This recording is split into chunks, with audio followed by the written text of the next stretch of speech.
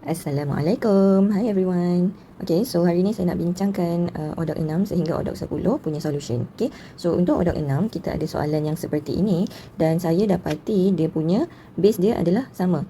So bila kita ada log tolak log base sama, maka kita boleh combinekan menjadi, contoh kita ada log base 4A tolak log base 4B. So by property ini sepatutnya jadi seketul log sahaja. So seketul log, and then sebab dia tolak, maka A dengan B ni relation dia bahagi. So kesilapan yang selalu pelajar lakukan ialah dia buat macam ni tau. Saya tulis log A over log B. So ni totally wrong Awak nampak tak log dia dekat situ ada berapa ketul? 2 ketul kan? Sebab tu saya mention tadi jadi seketul log sahaja. Okay, so kita apply dekat soalan ni. So kita akan ada log base 4 x squared minus 9 over x plus 3 equals 3. Maka kita akan convertkan mereka ni kepada index. So saya akan ada x squared minus 9 over x plus 3 equals 4 power 3. So 4 kuasa 3 ni adalah 64. So saya tukarlah siap-siap terus 64. Okay, saya bawakan x plus 3 ni pergi darab dengan 64.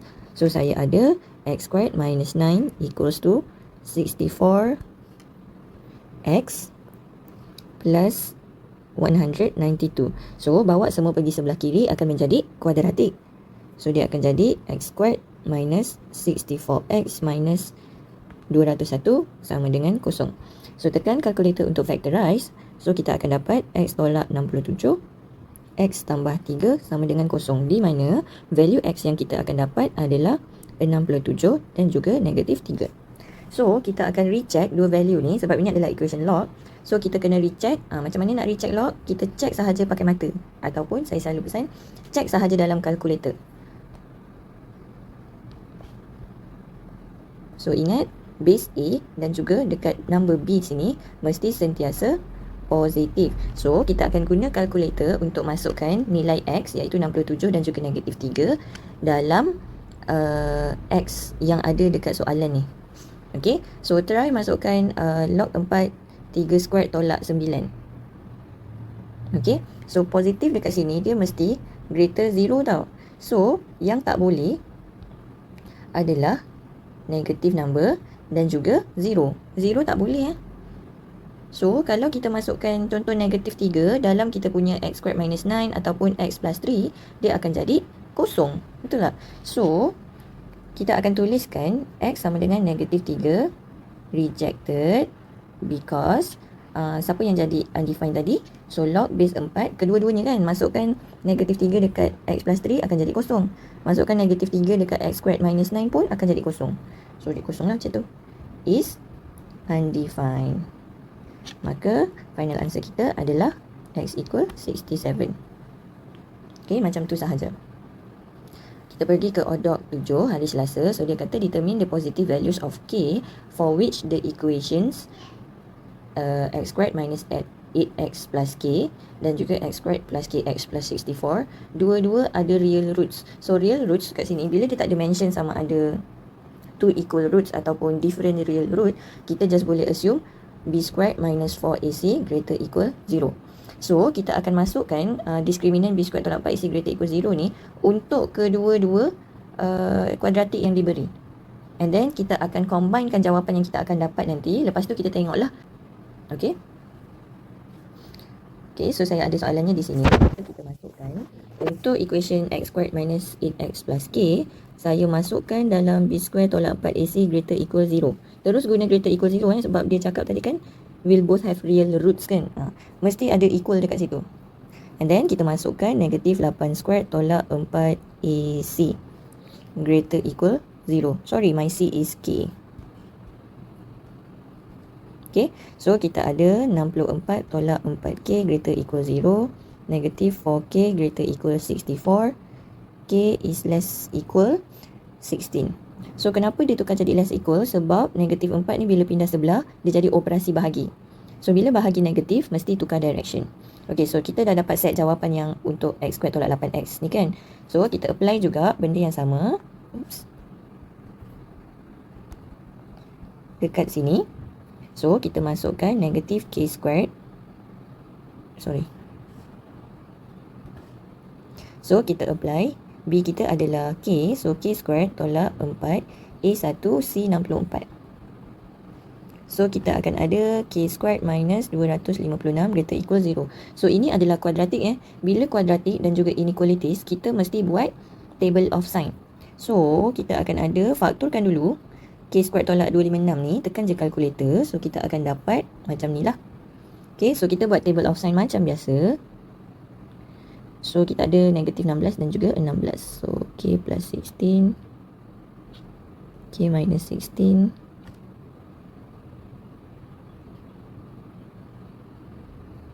so interval negative 16 close, negative 16, 16 close, 16 infinity. Okey, kenapa dia close bracket? Sebab dekat inequalities tu ada equal. Okay, so kita masukkan test value dalam K dan kita akan dapati dekat sini plus negative. So sini. Okay, so macam ni lah. Dan kita akan pilih mengikut kita punya yang dah difaktorkan ni. Dia nak greater equal 0 kan, maksudnya positif. Yang positif adalah ini dan juga ini. So jawapan untuk interval ni adalah negative infinity, negative 16. And then union dengan 16 infinity. So kita kena tulis sedikit lah kat sini. Sebab soalan tadi cakap positive value of K. So since K is positive,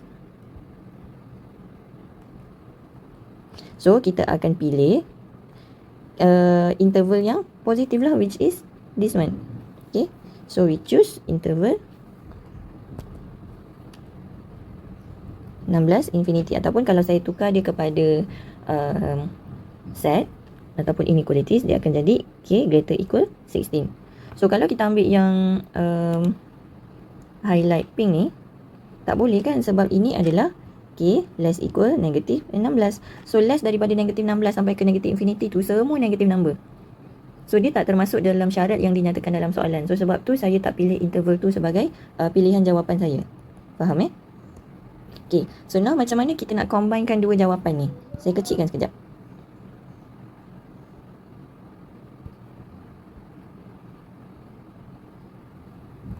Okay, so now kita ada K less equal 16, saya guna highlight pink. K less equal 16 dan juga K greater equal 16 untuk kedua-dua ni kan. So kalau saya combinekan diorang ni dalam number line, okay, kenapa saya combinekan dalam number line? Sebab kita nak satu nilai K yang memenuhi syarat untuk kedua-dua equation dapat positif, di mana kedua-duanya dapat real roots. Okay, so kita ada 16 je kan dekat situ. So untuk saya bagi nama lah. So ni equation A, ini equation B. So untuk equation A kita ada K less equal 16. So ni untuk equation A.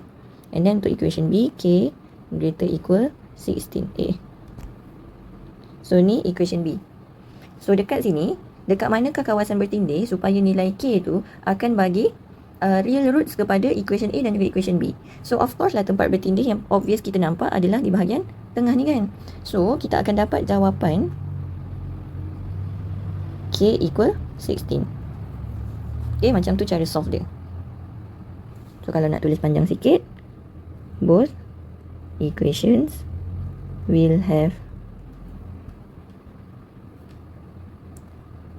real roots if K equals 16. Macam tu. Okay, so tu untuk odok 7. Berpindah ke odok 8. So odok 8 ni mudah sajalah, just darabkan dengan dia punya conjugate. So soalan cuma suruh simplify. So bila kita simplify, kita darabkan dengan conjugate untuk term yang pertama ni sahaja. Okay, so kita tuliskan dia 2 tambah cert 5 over, salin je balik tapi darabkan dengan dia punya conjugate, iaitu 3 tolak cert 5. Okay, so diingatkan semula kenapa kena darab conjugate, sebab dekat bawah ada cert. Okay, kita tak boleh ada cert dekat bawah. Okay, so ni soalannya tambah dengan cert 5. So jangan lupa lah yang awak ada tambah cert 5 dekat soalan tu. Takut darab-darab conjugate lepas tu lupa ada tambah cert 5 kat belakang. Okay, so kita selesaikan. Bahagian atas akan ada 6 tolak 2 cert 5 tambah 3 cert 5 tolak 5 over, dekat bahagian bawah ada 3 squared tolak cert 5 squared. And then jangan lupa kita ada tambah cert 5. Okay, so ni saya masih buat kurungan untuk conjugate, saya dah bagi tahu hari tu dia punya tips. Kalau kita ada yang berbeza macam ni, kita boleh terus A squared minus B squared. Okay. Lepas tu kita selesaikan dekat bahagian atas, kita ada 1 and then tambah 1 cert 5. Dekat bawah kita ada 4 tambah dengan cert 5. So kita akan asingkan. Saya buat love dekat sini pecahan ni. So love. So nampak sebab dia kongsi pembawah yang sama, kita boleh asingkan. So dia akan jadi 1/4 tambah 1/4 cert 5 tambah cert 5. So yang cert 5 ni kita boleh faktorkan cert 5 dan tambahkan apa yang ada di dalamnya. Okay, so just ataupun kalau awak dah terror, just tekan kalkulator. So kita ada 1/4 tambah cert 5. Saya tunjuklah faktor dia 1/4 tambah 1. So 1/4 tambah 5/4 cert 5. Okay, dah simple lah tu. Itulah dia punya jawapan. Ataupun kalau nak gabungkan dia punya pembawah pun boleh juga. Macam ni lah jadinya. Macam ni pun boleh. Okay, so itu untuk odok 8. Jom kita tengok odok 9.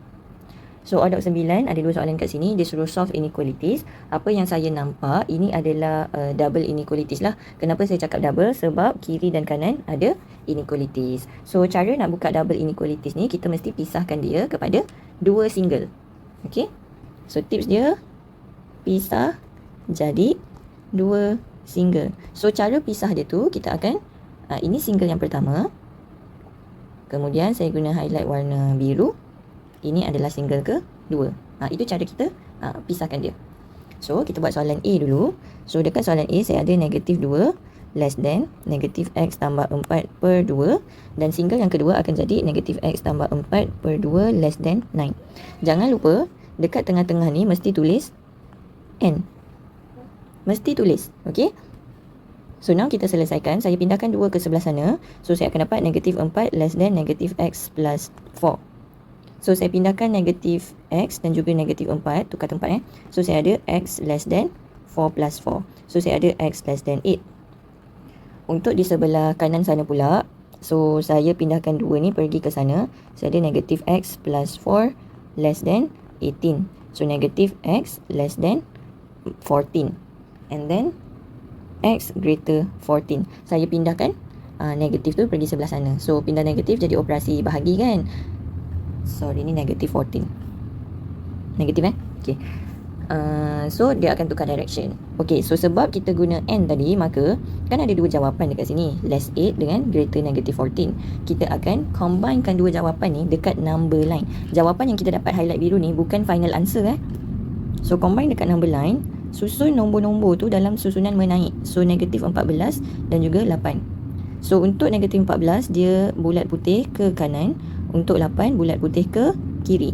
So sebab tadi kita pisahkan dia guna N, highlight purple, maka bila N mesti intersection.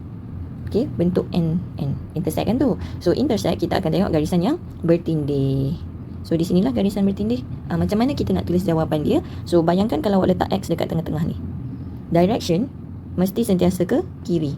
Itulah jawapannya. Okay, so kita tulis X 14 less than 8.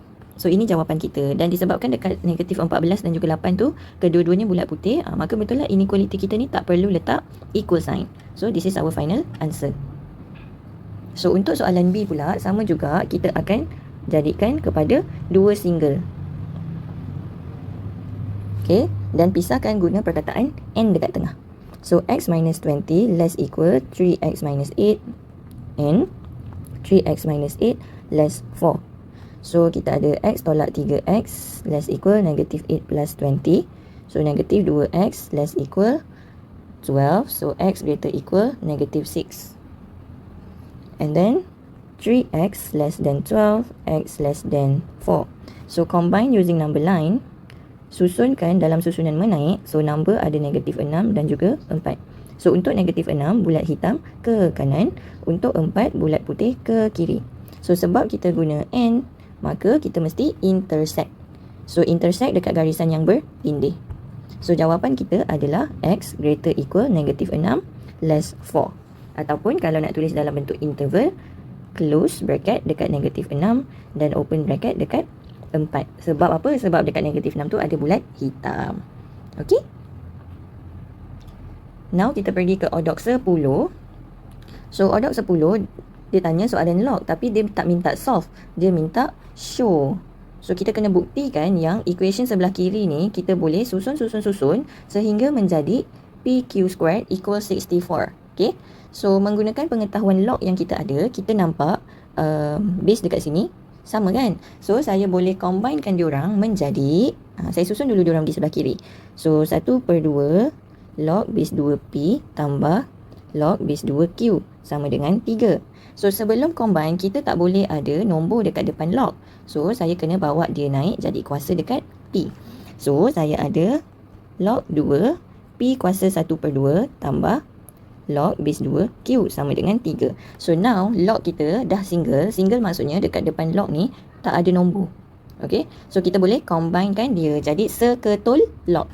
So seketul log macam ni, and then disebabkan mereka adalah tambah, so kita darabkanlah nombor tu. So P kuasa 1/2 darab Q sama dengan 3. So convertkan dia pergi ke index. So kita akan ada P kuasa 1/2 darab Q sama dengan 2 kuasa 3. 2 kuasa 3 ni berapa? 8 kan?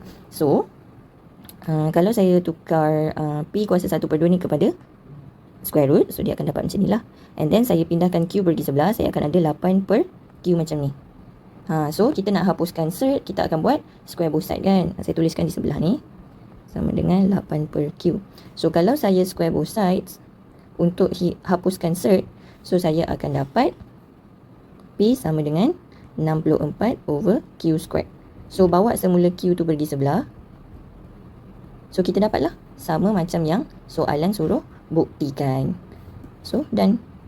Shown. Okay, so that's all. Thank you so much. Thanks for watching. Bye.